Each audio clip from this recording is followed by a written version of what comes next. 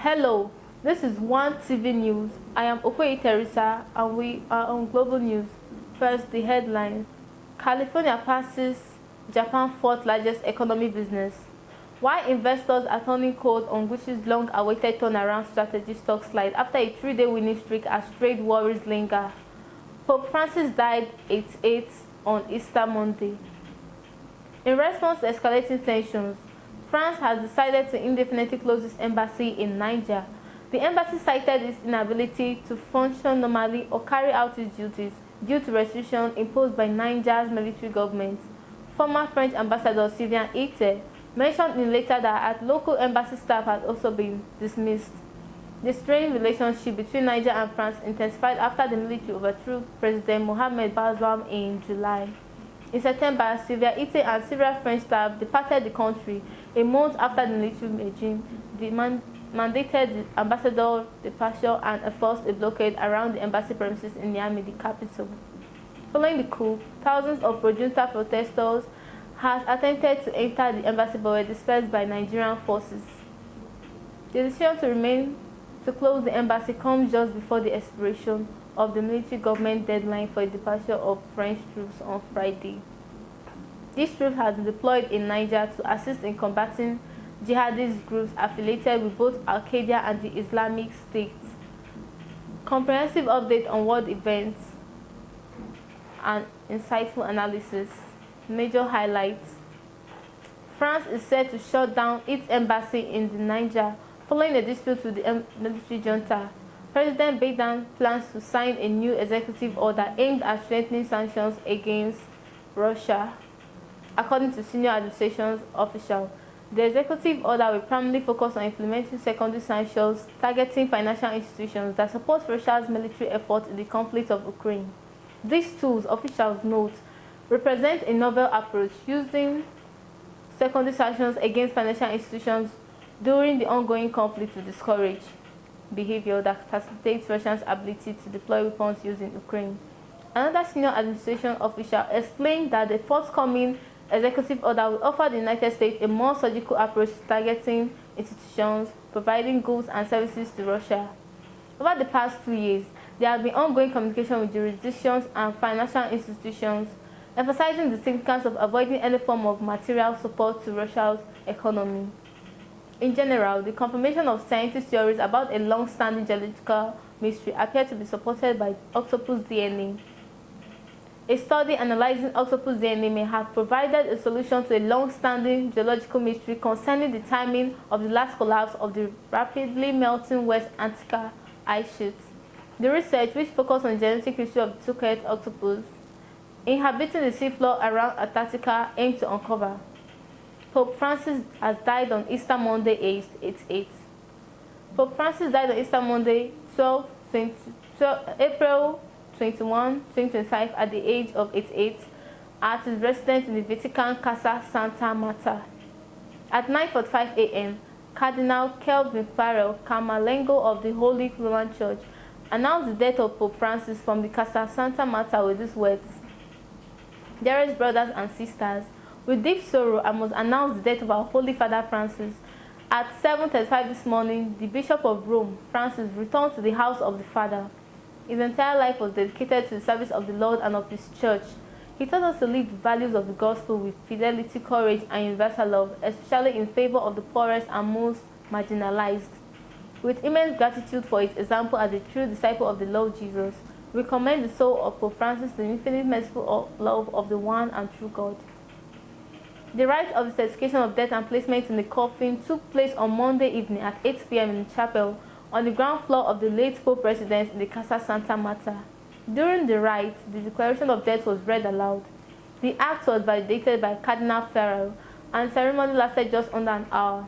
Seals were placed in the papal apartment on the 3rd floor of the Apostolic Palace and on the apartment on the 2nd floor of the Casa Santa Marta, where Pope Francis lived.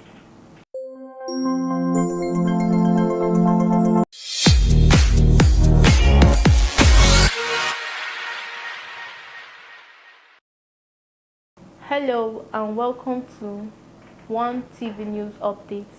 I remain Okoye Teresa. Major headlines: Rivers State political crisis. Port Harcourt calm after emergency rule. Health and HIV, UNICEF. Fulani invasion, understanding force behind Nigerian internal security challenge. Port Harcourt remained quiet but tense after declaring an emergency in Rivers State. Despite the calm on Wednesday morning, residents of the capital city are voicing strong appeals for the reinstatement of Governor Siminalayi Fubara. Failure to reverse the suspension could escalate tensions and potentially trigger unrest. Streets remain firmly deserted and a heavy security presence continue across key locations. Correspondent Biola Festus reports from the ground with more on the situation and local reaction. Health and HIV. Nigeria has the world's second highest number of deaths in children under 5, losing around 2,700 every day from a ratio of 120 per 1,000 in 2016, although it has declined since 2003, down from more than 200 per 1,000. Only 1 out of 3 babies is delivered in a health facility. The poorest among Nigeria's population continue to be most in peril, whatever their age. While there have been drops of 31% and 26% in under 5 and infant mortality rates, respectively, over the last 15 years, the decline in deaths of newborns over the same period is just 20%, highlighting an urgent need to scale up intervention targeting the youngest in the country. The uptake of routine immunization remains poor and full immunization coverage has failed to gain traction, as only 1 in 4 children are fully vaccinated. The situation for rural children causes greatest concern. Only 16% are fully immunized, compared to 40% of children in urban areas. Measles vaccination area has now fallen below 50%, despite making significant progress in the northeast, and the resultant security is becoming to reverse this gain. 4 new cases of wild poliovirus emerged in Borno State in August 2016. Fulani invasion, understanding force behind Nigeria's internal security challenge. The Fulani herdsmen invasion has become a recurring security challenge in Nigeria, with widespread attack on communities, particularly in the Middle Belt and southern regions. This trend has raised concern about the country's internal security and the underlying factors driving these attacks. Historical context. The Fulani herdsmen have historically been involved in conflicts with farmers over land and resources. However, the recent trend of attacks has taken on a more violent and coordinated nature, with reports of armed groups targeting specific communities. Forces behind the Fulani invasion. Several forces behind the Fulani invasion include climate change and desertification. Climate change has led to desertification in the Sahel region, forcing Fulani herdsmen to migrate southward in search of grazing land for their cattle. Resource competition. The increasing competition for land and resources has led to tensions between Fulani herdsmen and local farmers, often resulting in violent conflicts. Armed group and terrorism. Some reports suggest that armed group, including terrorists, have infiltrated the Fulani herdsmen, using the conflict to further their own agendas. Lack of effective governance. The lack of effective governance and security in Nigeria has created an environment in which this attack can thrive. Impact on internal security. The Fulani invasion has had a significant impact on internal security, including displacement and humanitarian crisis. The attacks have led to the displacement of thousands of people, creating a humanitarian crisis in affected areas. Economic losses. This conflict has also resulted in significant economic losses, particularly in the cultural sector. Social tensions. The attacks have excavated social tensions between different ethnic and religious groups, further dividing Nigerian society. Now, addressing the challenge. To address the Fulani invasion and its impact on internal security, the Nigerian government needs to implement sustainable solutions to address the root cause of the conflict, including climate change and resource competition, enhancing security measures to protect vulnerable communities and prevent further attacks, promote dialogue and reconciliation between different ethnic and religious groups to reduce social tensions and build trust, strengthen governance and insecurity institutions to ensure effective response to security challenges. By understanding the forces behind the Fulani invasion and addressing the root cause of the conflict, Nigeria can work towards reducing the impact of these attacks on its internal security. PDP is sinking very fast. Avert this danger. Imo workers get 70,000 naira minimum wage. In details. Family affair. The disturbing case of the Onoha family tragedies. Violent attack claimed life of prominent community member. Daughter narrowly escaped similar fate. By special correspondence, April 7, 2025. In what appears to be a disturbing pattern of violence against one family, authorities are being urged to investigate a series of attacks that have left one man dead, his daughter injured, and his son missing. The case has sparkled outrage throughout Imo State as evidence mounts, suggesting this incident may be linked to a property dispute. The fatal attack. On August 6, 2023, Mr. Onoha Eugene Chineyeze was returning from a meeting when tragedy struck. According to him, multiple witnesses, a group of unidentified men, ambushed him along the roadside in what appeared to be a carefully planned attack. They beat him mercilessly and attacked him with machetes, said one witness who asked to remain anonymous for safety reasons. He was left bleeding on the road while people passed by not knowing who he was. By the time help arrived and Mr. Onoha was rushed to the hospital, it was too late. He succumbed to his injuries, leaving behind his children and a legacy now shrouded in mystery and violence.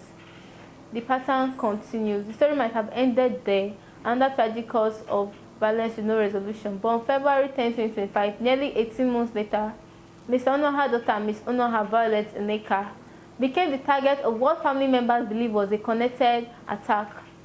The stroke of fortune that father did not have, Mrs. Onoha survived the assault. Her recovery has been difficult, but she had become determined to seek justice for her family. I know this isn't random, Ms. Onoha told this reporter from her hospital bed. These attacks are calculated and we believe we know why they are happening. The Onoha family has come forward with disturbing allegations. They have added another layer to this tragic story. They suspected that the attack may be orchestrated by a member of their own family, Mr. Onoha's brother, in a bid to seize valuable family property. According to family sources, threats may have been used against the many Onoha children, particularly targeting the only son of the late Mr. Onoha, who had mysteriously disappeared. His current whereabouts remains unknown, amplifying the family's fear for his safety. A public appeal for justice. The remaining members of the Onoha family has issued a desperate plea to the governor of Imo State to intervene in the matter. We beg the governor to look into this case and bring justice to our family, said the family spokesman. We've lost a father, a daughter has been attacked, and a son is missing. How much more must we endure before action is taken? Community leadership have joined in the call for a thorough investigation, expressing concern that such violence could go unpunished. As pressure mounts for officials to take action, question remains about the safety of the surviving Onoha family members. Local police has confirmed they are investigating the allegations but declined to comment on whether the family uncle is considered a suspect in the case. Civil rights activists in the region have taken note of the case, with some organizing community watches to help protect vulnerable family members from further attacks.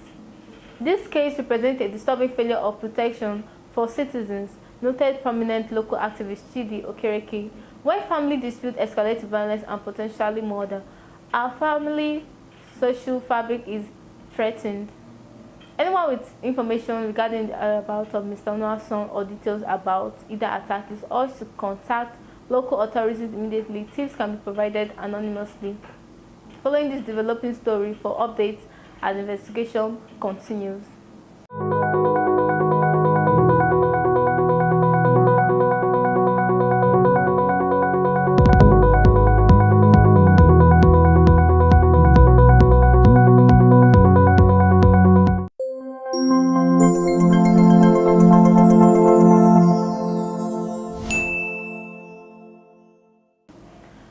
PDP is sinking very fast. Avert this danger. The House of Representatives member from Idiato Federal Constituency of Imo State, Ikenga Ugochinyere, has urged the People Democratic Party National Working Committee to take urgent steps towards addressing the imminent danger that may soon befall the party. This comes in the wake of the defection of PDP's 2023 vice presidential candidate, Mr. Ifeanyi Okowa, and Delta State Governor Sheriff Oberov-Wori to the All Progressive Congress. Imo workers get 70,000 naira minimum wage. Imo State Governor Hope Uzodinma on Tuesday approved the implementation of a 70,000 minimum wage for workers in the state. The governor made the announcement during a meeting with members of the Implementation Committee, which comprises representatives from the Nigeria Labour Congress, Trade Union Congress, Joint Union Negotiating Council, and the state government. According to Governor Uzodinma, all the union operating in the state has agreed on the minimum wage, and in addition that those on consolidated salaries who are already on 70,000 minimum wage will get additional 10% on top of the salaries. The implementation of the new minimum wage is a significant development for workers in Imo State who have been eagerly awaiting the announcement.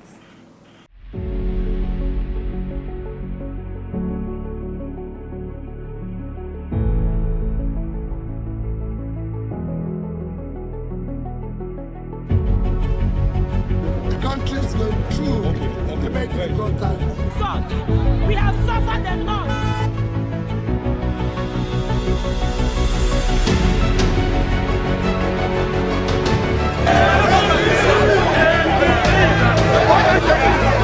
It seems as if he's the only band that is spending money. Lagos. Keep corrupting, she said. It's been building over the course of the past 2 weeks. Much despised special anti-robberies.